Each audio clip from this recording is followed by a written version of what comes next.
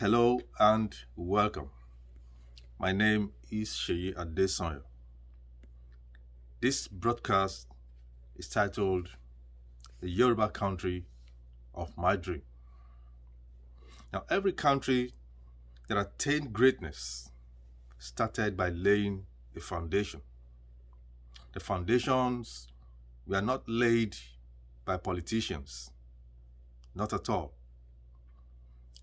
They were laid by patriots, visionaries, critical thinkers, selfless leaders, and not selfish dealers. A few examples readily comes to mind. Singapore, a small fishing community in the 60s, now a paradise in just less than 60 years. Ghana, Togo, Republic of Benin, our next door neighbors, enjoy uninterrupted supply of power year in, year out. South Africa, with a population of a little over 61 million in 2021, has a total electricity generation capacity of over 58,000 megawatts from all sources. Just to mention but a few. While Nigeria, the self-acclaimed giant of Africa, still struggles to attain 4,000 megawatts.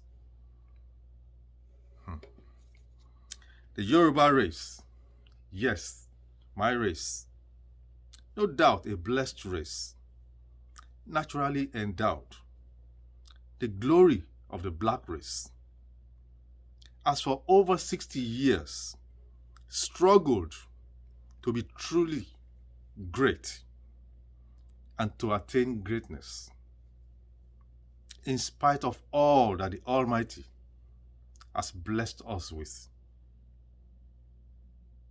Our glory and destiny has almost been destroyed. Our steady growth and development in the Western region, way back in the 50s and 60s, has deliberately been impeded. Quota system has been used to destroy our brilliant youths from achieving their academic dreams. Hence, destroying their destinies. Federal character has been used to increase joblessness of our people, leading to myriads of social ills and brain drain of our professionals who have spent so many years in training. Today, our people can no longer go to farms, as terrorists created by El-Rufai and his master Muhammadu Buhari would not allow them. Bandits, they call them, kill, rape, young and old.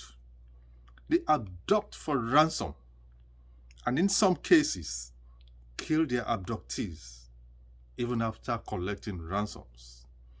Our highways are no longer safe, not even the shortest travel distance. All forms of transportation are no longer safe. Our roads and other infrastructures in the Southwest have become shadows of what they used to be. No thanks to the British and the Fulani oligarchy, and of course the willing tools in the Southwest, who are their collaborators, who parade themselves as political dealers. They are the monarchs, the obas, some religious leaders, and opinion leaders. I yearn, I crave, I thirst and hunger for a Yoruba country where the foundation will be built on truth by leaders and not dealers who are focused and selfless.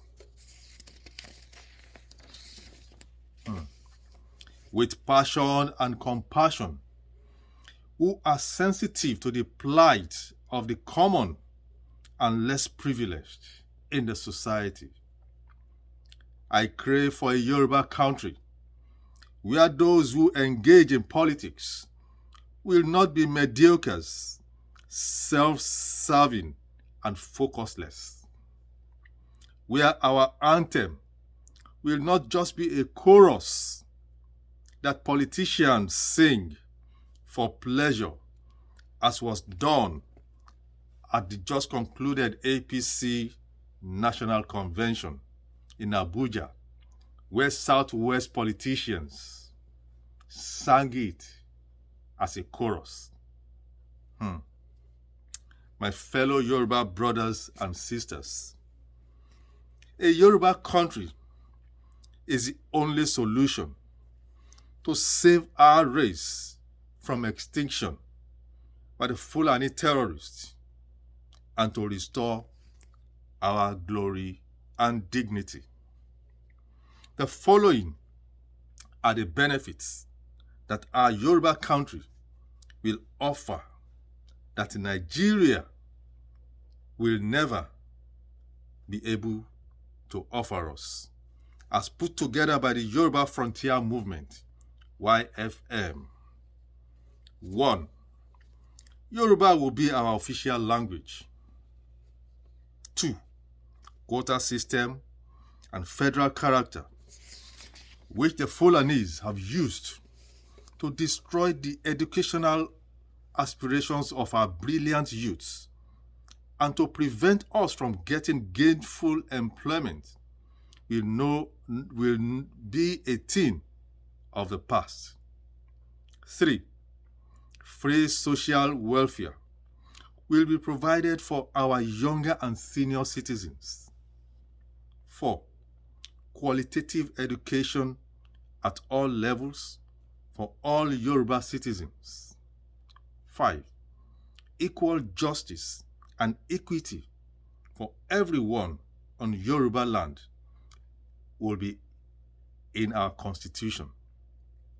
6. Good health care system will be for all Yorubas.